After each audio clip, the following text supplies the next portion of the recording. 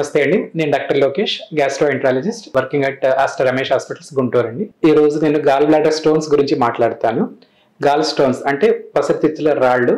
ఇది నార్మల్ గా మనము ఫీమేల్స్ లో చూస్తూ ఉంటాము. ఓవర్ వెయిట్, ఒబేసిటీ ఉన్న కొంతమందికి హెరిడిటీలో కూడా గాల్ బ్లాడర్ స్టోన్స్ ఫార్మ్ అవుతాయి. కొంతమందికి బ్లడ్ డిసీజెస్ ఉన్న ఈ స్టోన్స్ ఫార్మ్ అవ్వచ్చు.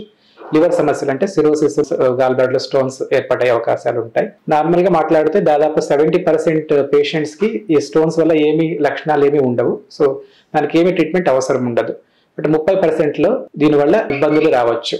నార్మల్ గా అంటే పై పట్టపోయిన నొప్పి రావచ్చు. నొప్పితో పాటు వాంతులు, కొంతమందికి జాండీస్, జ్వరము రావచ్చు. సో ఎవరికైనా ఈ సిమ్టమ్స్ ఏమైనా వస్తే అంటే నొప్పి, జాండీస్, ఒక్కొక్కసారి ప్యాంక్రియాటైటిస్ అవకాశాలు ఉంటాయి. ఈ సిమ్టమ్స్ వస్తే గాల్ బ్లాడర్ ఆపరేషన్ చేయించుకోవాల్సి ఉంటుంది. ఒక్కొక్కసారి ఈ గాల్ బ్లాడర్ స్టోన్స్ వల్ల కాంప్లికేషన్స్ అయ్యే అవకాశాలు కూడా ఉంటాయి. కాంప్లికేషన్స్ ఏమంటే కోలిసిస్టైటిస్ అంటారు. గాల్ బ్లాడర్ చుట్టూ వాపు వచ్చి నీరు చేరుకోవచ్చు. లేదంటే చిన్న స్టోన్స్ ఏమన్నా అయితే గాల్ బ్లాడర్ నుంచి బైల్ డక్ట్ అంటే పిత్త వాహిక దాంట్లోకి జారే అవకాశాలు ఉంటాయి. అప్పుడు జ్వరం రావడం, కామెర్లు రావడం, ఒకసారి పేషెంట్ సడన్ గా సీరియస్ కూడా అవ్వచ్చు.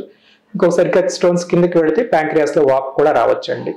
సో ఎవరికైనా గాల్ బ్లాడర్ స్టోన్స్ ఉన్నా దానివల్ల ఏమైనా ఇబ్బందులు ఉంటే సో గాల్ బ్లాడర్ ఆపరేషన్ చేయించుకోవడం బెటర్ అండి. లేదంటే కాంప్లికేషన్స్ కావచ్చు, మళ్ళీ కొంచెం తీవ్రమైన సమస్యలు కూడా రావచ్చు.